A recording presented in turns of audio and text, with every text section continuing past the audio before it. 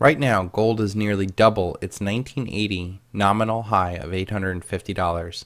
Silver, on the other hand, is still 30% below its 1980 nominal high of close to $50. Can anybody name me anything that is cheaper now than it was in 1980? We all know that $50 in 2012 does not buy you anywhere near what it did in 1980.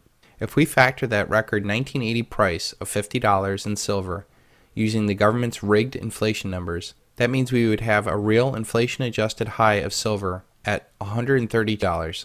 That would mean that we're still 75% below the real inflation-adjusted high of silver back in 1980. If we use that same inflation calculator for gold, we would see the real high for gold is $2,300. This means that we're still 25% below that record in real terms. I believe the real high of silver and gold is much, much higher than that for many reasons.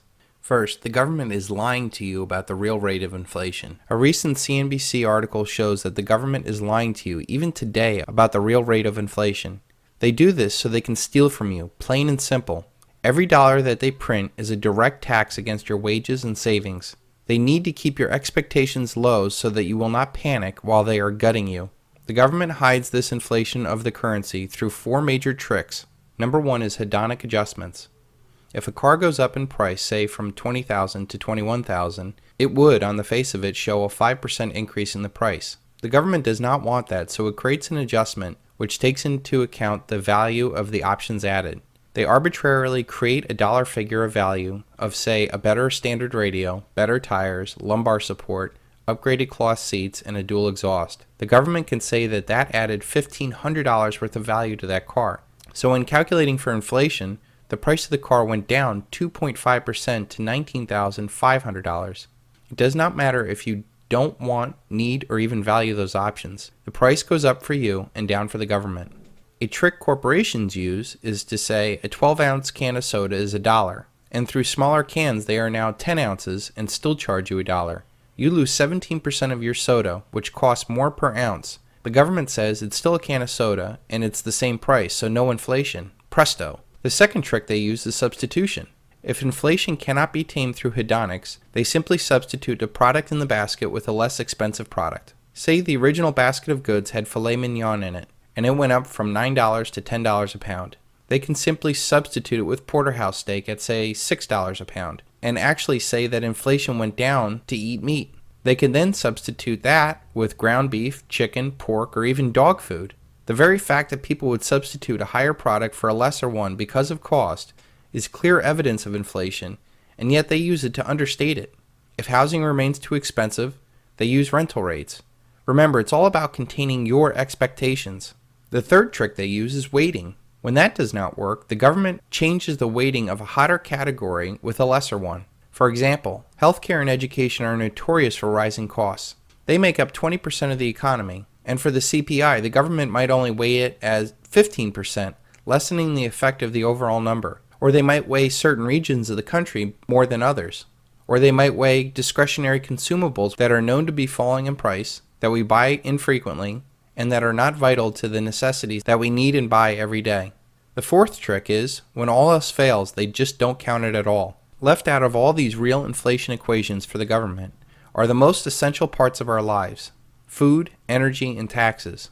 I don't know about you, but these 3 things are the things that I care about most in my budget. In addition to these internal tools, the government can export inflation by sending money overseas so it never hits our economy.